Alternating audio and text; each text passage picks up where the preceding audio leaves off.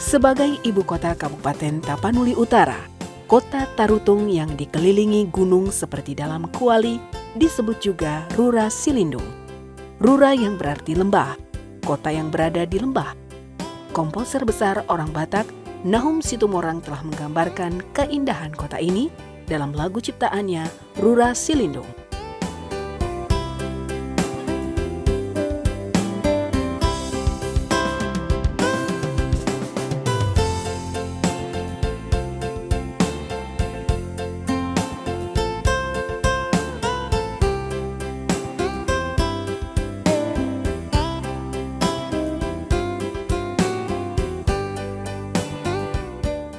Membicarakan tentang kota Tarutung saat ini, orang akan diingatkan pada dua hal, sebagai kota wisata rohani dan sebagai kota sentra Tenun Ulos Batak.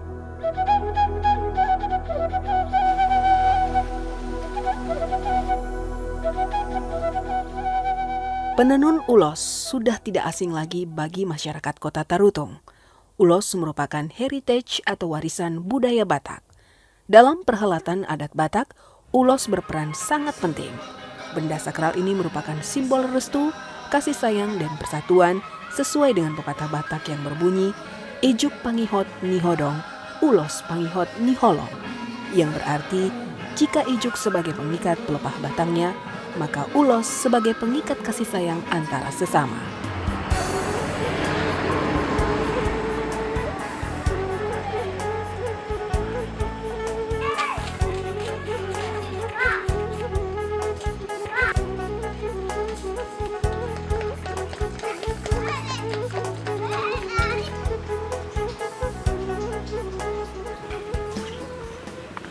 Perkembangan penenun ulos di tanah Batak mengalami pasang surut. Seiring kemajuan zaman, ulos tidak lagi ditenun hanya untuk kebutuhan adat. Penenun semakin kreatif membuat motif-motif yang inovatif sesuai permintaan pemesan. Beberapa souvenir dari tanah Batak sudah melibatkan kain ulos sebagai salah satu corak.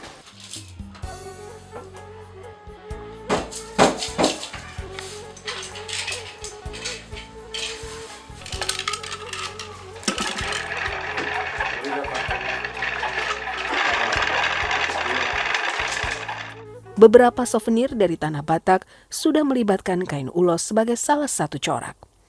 Sebagai warisan budaya, seorang penenun ulos harus memiliki kecakapan yang sudah terlatih. Biasanya, untuk menjadi seorang penenun yang handal, para penenun akan mewarisi keahliannya kepada anak gadisnya sejak usia dini. Minimal memperkenalkan dengan cara mengikut sertakan si anak dalam proses awal penenunan ulos. Si anak akan awal beri tugas seperti menggulung benang.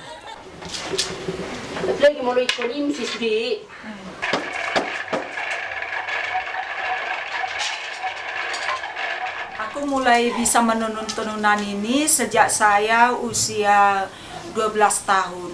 Dan itu saya diajari oleh opung saya atau nenek moyang gitulah. Jadi memang tenunan ini sudah sejak dulu kami dilakukan oleh nenek moyang kami, dan bahkan sampai ke anak cucunya pun begitu juga. Soalnya kami cuma makan hidup dari tenunan ini. Tidak ada misalnya bertani, memang ada, tapi kami lebih menggeluti tenunan supaya kami bisa, anak-anak kami bisa sekolah, bisa makan, dan dari sinilah semuanya.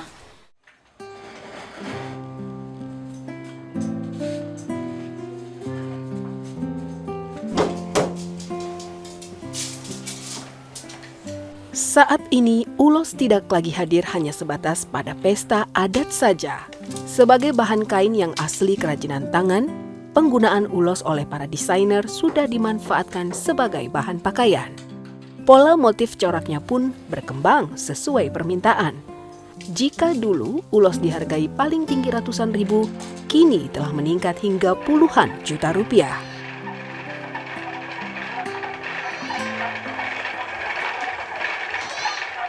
Ulos itu kain tradisional yang berasal dari tanah Batak, itu sangat beragam sekali, jadi dan banyak fungsinya. Artinya juga sangat dalam sekali, makna-makna yang dalam ulos ini erat sekali hubungannya dengan kelangsungan hidup seseorang. Jadi hari-hari ulos. Melihat sekarang juga pemerintah sangat menggalakkan ekonomi kreatif berbasis budaya. Jadi Indonesia kaya sekali ya, dari Sabang sampai Merauke punya kain, punya adat istiadat yang luar biasa. Jadi salah satu kesempatan untuk kita orang Batak, untuk pengrajin-pengrajin tenun Batak memanfaatkan momen ini. Jadi kreativitas dituntut supaya kain ulos ini bisa bersaing.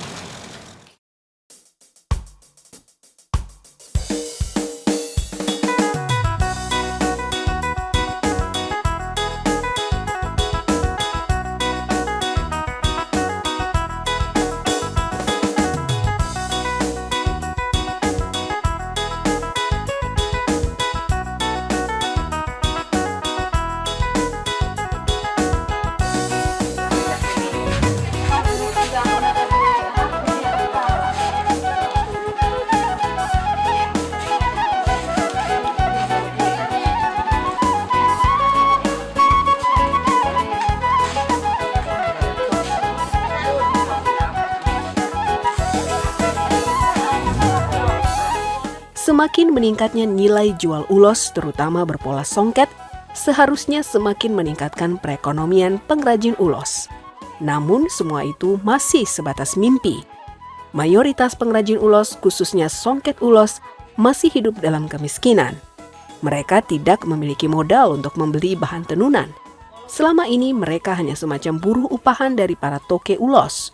Bila pun harus mengeluarkan modal sendiri, belum tentu juga langsung laku di pasaran.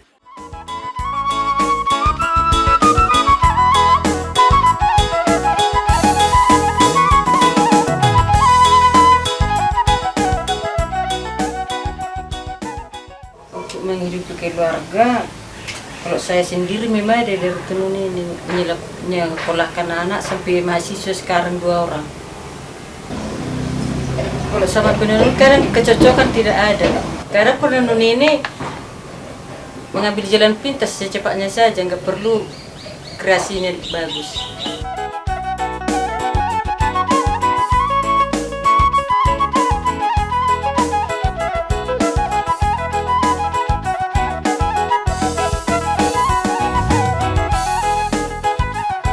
Semua bahan-bahannya dari saya, Pak.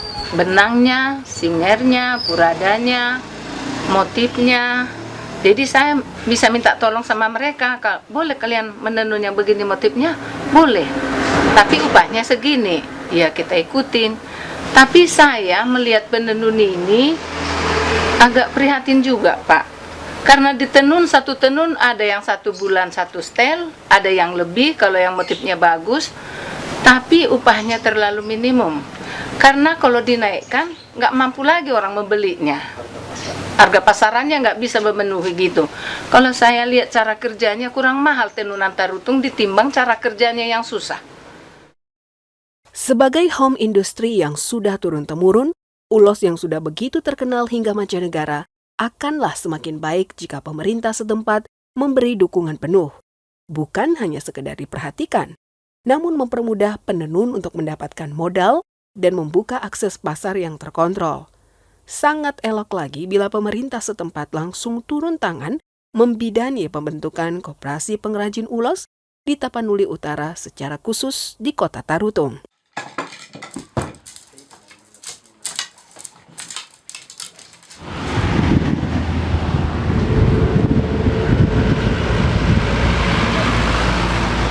Kabupaten, khususnya dari Dinas Perindustrian Perdagangan dan Koperasi Kabupaten Utara sudah berupaya melakukan pembinaan terhadap petenun yang ada khususnya di Kecamatan Tarutung dengan cara menghimbau petenun itu untuk membentuk kelompok yang nantinya akan memudahkan Dinas Perindustrian untuk membina mereka, kemudian akan memudahkan masyarakat itu sendiri untuk mengembangkan usahanya. Dan melalui kelompok itu nanti kita akan mencoba memfasilitasi, memberikan semacam bantuan permodalan yang akan dipergunakan oleh petenun itu untuk mengembangkan usahanya. Dan diharapkan dengan adanya kelompok tenun akan memudahkan kita juga untuk memberikan pembinaan terhadap petenun itu sendiri, baik untuk mengakses kepada pemerintah atasan maupun kepada pemerhati. Sebetulnya harapan kami ya kepada pemerintah bagaimana supaya dilakukan satu koperasi, satu penampungan ulos kami ini, jadi sehingga harga yang kami butuhkan terjamin gitu. Jadi semua apa yang kami butuhkan dapat terkelola gitu. Jadi itu yang sangat-sangat kami harapkan. Jadi kami nggak takut, kami tidak banyak bergantung kepada toke-toke yang bisa merusak ekonomi kami. Pengrajin atau penenun ulos tidaklah bisa berdiri sendiri. Selain dukungan penuh dari pemerintah, mereka juga harus mendapat support dari para desainer yang selalu memakai bahan ulos untuk baju ciptaan mereka. Pengrajin ulos yang sejak masa kanak-kanak hingga dewasa bermukim di kampung tentu buta dengan perkembangan dunia luar, khususnya mengenai corak yang sedang tren.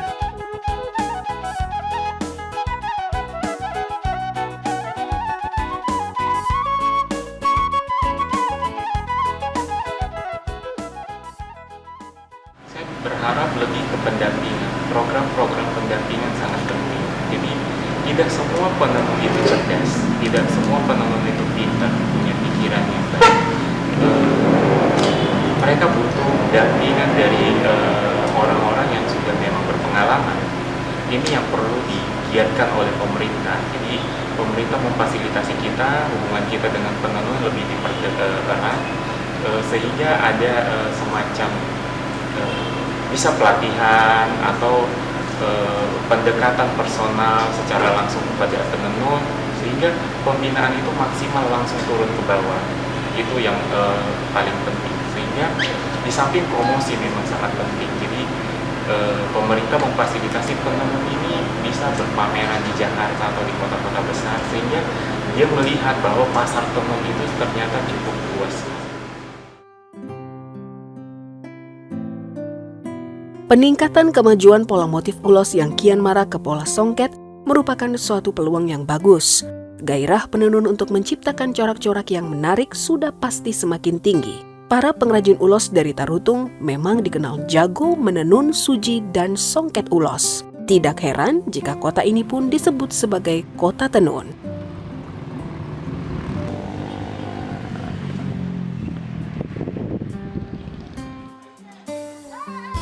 Para pengrajin atau penenun songket Tarutung mengais rupiah dari keahlian jemari lentik mereka menata pola corak tenunannya. Begitu lincah hingga melahirkan kain berkilau dan indah. Dengan semakin diminatinya songket Tarutung oleh konsumen yang bukan hanya dari kalangan orang Batak saja, sudah selayaknya bisa mewujudkan mimpi mereka dalam meningkatkan taraf perekonomian keluarga.